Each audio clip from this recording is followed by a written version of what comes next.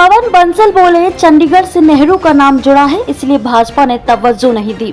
सभी कामों को लटका कर रखा है। मेट्रो का काम भी अधर में लटका। पिछले 9 सालों में कुछ नहीं हुआ।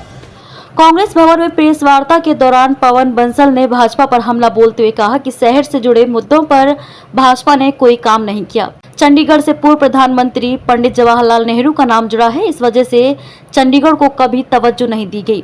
यहाँ के सभी कामों को लटका कर रखा गया। बंसल ने कहा कि चंडीगढ़ टैक्स और बिजनेस से मोटा बजट केंद्र सरकार के कंसोलिडेटेड फंड में हर साल देता है, बदले में उसे जरूरत का पैसा भी नहीं मिलता, जिस वजह से जरूरी काम भी पूरे नहीं हो पा रहे हैं। उन्होंने कहा कि नेहरू का सपनों का शहर चंडीगढ़ अब दूसरे शहरों से पिछड़ रहा है। बंसल ने कहा कि मेट्रो लाने के लिए उनके सरकार में काम हुआ था, पूरा प्रोजेक्ट तैयार हो गया था, डीपीआर तक फाइनल थी, लेकिन भाजपा की सरकार ने इस पूरे प्रोजेक्ट की फाइल को ठंडे बस्ते में डाल दिया। अब दोबारा से इस प्रोजेक्ट पर काम शुरू होने की बात पता चली, लेकिन वह भी अभी सिरे चढ़ती हुई नहीं दिख रही है। बंसल ने कहा कि चंडीगढ़ को केवल चंडीगढ़ समझना भूल है, इसके साथ पंचकूला और मोहाली जुड़े हुए हैं। लोग रहते एक शहर में काम दूसरे शहर में करते हैं, सभी चंडीगढ़ के ही अपने को बताते हैं। मेट्रो सिटी के लिए बेहद जरूरी है कि आज ये वापस साडे आए ने। बहुत कोशिश इन्हां दे दूजिਆਂ ने की कि इन्हां नूं रोकिया जाए किसी ढंग दे नाल, पर इन्हां ने किसी गल की परवाह ना करते हुए फिर पार्टी दे विच अपने घर वापसी आए। मैं इन्हां दा बहुत बहुत स्वागत करता हाँ अते ये विश्वास दिलाना हाँ कि इन्हां दी रुतबा जो इन्हां दा है वो हमेशा बरकरार रहेगा ते बढ़ेगा, कांग्रेस दे विच घटेगा नहीं। इत्थे हाजिर होए हैं मैं सचमुच खुद तो बड़े लंबे समय तो बाद शायद इन सब की कांग्रेस परिवार में वापसी है और आने वाले अगले दिनों में आप देखेंगे कि बहुत से और साथी, चाहे वो भारतीय जनता पार्टी से हो या आम आदमी पार्टी से, बहुत से लोग हमारे संपर्क में हैं जो कांग्रेस पार्टी की नीतियों में विश्वास रखते हैं और जिन्हें लग रहा है कि देश का माहौल ऐसा हो गया है और शहर के अंदर जिस तरह के हालात बने हुए हैं, चाहे वो एडमिनिस्ट्रेशन के द्वारा लोगों को परेशानी आ रही है, चाहे वो कॉरपोरेशन के द्वारा लोगों को परेशानी आ रही है, और जैसे आप देख रहे हैं हमारे 6 के 6 पार्षद सदन के अंदर किस जोरदार ढंग से लोगों को मुद्दों को उठाते हैं और कांग्रेस पार्टी यहाँ पर सड़कों पर लोगों के मुद्दे उठा रही है। आज हमें एक नया बल, एक नई शक्ति मिली है जब हमारे पुराने साथी आए हैं। उम्मीद करता हूं कि और भी लोग जो कांग्रेस की नीतियों में विश्वास करते हैं और जो हमारे संपर्क में हैं, आने वाले दिनों में जल्दी ही कांग्रेस पार्टी का हाथ थामेंगे।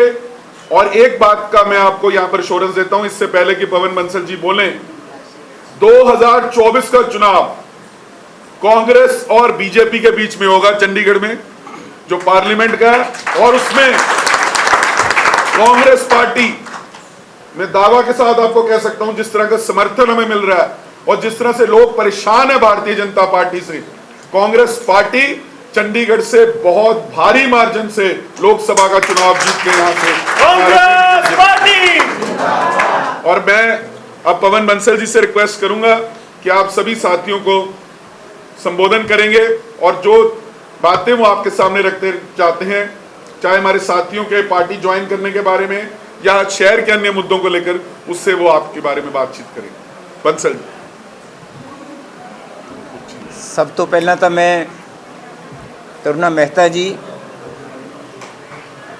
यादविंਦਰ मेहता जी, हरप्रीत ਅਤੇ ਹੋਰ ਤੇ ਇਹਨਾਂ ਦੇ ਸਾਥੀ ਜਿਹੜੇ ਵਾਪਸ ਕਾਂਗਰਸ ਵਿੱਚ ਆਏ ਨੇ, ਉਹਨਾਂ ਦਾ ਬਹੁਤ-ਬਹੁਤ ਸਵਾਗਤ ਕਰਦਾ ਹਾਂ।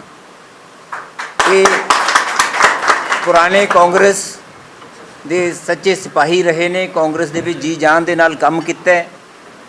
ਕਈ ਵਾਰ ਕੋਈ ਕਾਰਨ ਹੋ ਜਾਂਦੇ ਨੇ ਕਿ ਤੁਸੀਂ ਕਿਸੇ ਗੱਲੋਂ ਰੁੱਠਦੇ ਹੋ, पर सानू सारिਆਂ ਨੂੰ बहुत खुशी है कि अज ये वापस साडे आए ने।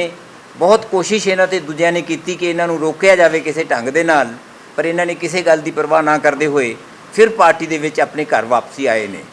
मैं इन्हां दा बहुत बहुत स्वागत करता हाँ अते ये विश्वास दिलाना हाँ कि इन्हां दी रुतबा जो इन्हां दा है वो हमेशा बरकरार रहेगा ते वधेगा, कांग्रेस दे विच घटेगा नहीं। अज जद असीं तुहाडे सामने इत्थे हाज़र होए हैं, मैं सचमुच खुद तो बड़े लंबे समय तो बाद, शायद कोविड का भी पूरा समय निकल गया, उस तो बाद भी 1.5 साल काफ़ी समय तो बाद अज प्रेस दे विच इस ढंग दे विच तुहाडे सामने हाँ। 2-4 गल्लां दा मैं जिक्र करना चाहांगा। ਇਸ ਤਰ੍ਹਾਂ ਲੱਗਦਾ ਹੈ ਕਿ ਜਿਵੇਂ ਪਿਛਲੇ 9 ਵਰਿਆਂ ਦੇ ਵਿੱਚ ਕੇਂਦਰ ਦੇ ਵਿੱਚ ਭਾਰਤੀ ਜਨਤਾ ਪਾਰਟੀ ਅਤੇ ਪ੍ਰਧਾਨ ਮੰਤਰੀ ਜੀ ਨੇ ਵਿਖਾ ਦਿੱਤਾ ਹੈ ਕਿ ਪੰਡਿਤ ਨਹਿਰੂ ਦੇ ਨਾਂ ਤੋਂ ਹੀ ਚਿੜ ਹੈ। ਪੰਡਿਤ ਨਹਿਰੂ ਦਾ ਨਾਂ ਇਤਿਹਾਸ ਦੇ ਵਿੱਚੋਂ ਭੁਲਾ ਦੇਣਾ ਚਾਹੁੰਦੇ ਨੇ। ਉਸੇ ਗੱਲ ਨੂੰ ਸ਼ਾਇਦ ਅਗਾਂਹ ਵਧਾਉਂਦੇ ਹੋਏ ਇਹ ਅੱਜ ਚੰਡੀਗੜ੍ਹ ਦੇ ਨਾਲ ਵੀ ਇੱਕ ਕੁਤਾਹੀ ਕਰ ਰਹੇ ਨੇ, ਚੰਡੀਗੜ੍ਹ ਦੇ ਨਾਲ ਵੀ ਇੱਕ ਅਣਦੇਖੀ ਕਰ ਰਹੇ ਨੇ ਅਤੇ ਚੰਡੀਗੜ੍ਹ ਨੂੰ ਜੋ ਵਕਤ ਚੰਡੀਗੜ੍ਹ ਦੀ ਮਿਲਣੀ ਚਾਹੀਦੀ ਸੀ, ਉਹ ਚੰਡੀਗੜ੍ਹ ਦੀ ਜੋ ਪ੍ਰਾਇੋਰਿਟੀ ਇਹਨਾਂ ਦੀ ਹੋਣੀ ਚਾਹੀਦੀ ਸੀ, ਅੱਜ ਉਹ ਕੇਂਦਰ ਸਰਕਾਰ ਕਿਉਂਕਿ ਯੂਨੀਅਨ ਟੈਰੀਟਰੀ ਹੈ ਉੱਥੋਂ ਸ਼ੁਰੂ ਹੁੰਦਾ ਹੈ, ਉਹ ਚੰਡੀਗੜ੍ਹ ਦੇ ਵਿੱਚ ਨਹੀਂ ਮਿਲੀ ਹੋਈ। ਫਾਈਨੈਂਸਿਸ ਦਾ ਇੱਕ ਸਾਰਿਆਂ ਨਾਲੋਂ ਵੱਡਾ ਮੁੱਦਾ ਆ ਜਾਂਦਾ ਹੈ ਜਿਹਦੇ ਨਾਲ ਦੂਜੇ ਕੰਮ ਹੁੰਦੇ ਨੇ। ਚੰਡੀਗੜ੍ਹ ਇੱਕ ਰੈਵਨਿਊ ਸਰਪਲਸ ਜਗ੍ਹਾ ਹੈ। ਇੱਥੇ ਜੋ ਐਡਮਿਨਿਸਟ੍ਰੇਸ਼ਨ ਬੇਸ਼ੱਕ ਆਕਸ਼ਨ ਦੇ ਰਾਹੀਂ, ਬੇਸ਼ੱਕ ਆਪਣੇ ਫੀਸ ਦੇ ਰਾਹੀਂ ਜੋ ਪੈਸਾ ਉਗਰਾਉਂਦੀ ਹੈ, ਉਹ ਜਿੰਨਾ ਚੰਡੀਗੜ੍ਹ ਨੂੰ ਮਿਲਦਾ ਹੈ ਉਦੋਂ ਜ਼ਿਆਦਾ ਹੈ। ਪਰ ਕਿਉਂਕਿ ਯੂਨੀਅਨ ਟੈਰੀਟਰੀ ਹੈ, ਸਾਰਾ ਫੰਡ, ਸਾਰੇ ਦੇ ਸਾਰੇ ਪੈਸੇ ਉਹ ਕੰਸੋਲੀਡੇਟਿਡ ਫੰਡ ਆਫ ਇੰਡੀਆ ਦੇ ਵਿੱਚ ਚਲੇ ਜਾਂਦੇ ਨੇ ਕਿ ਚੰਡੀਗੜ੍ਹ ਨੂੰ ਉਹਦਾ ਇੱਕ ਢੁਕਵਾਂ ਹਿੱਸਾ ਨਹੀਂ ਮਿਲਦਾ।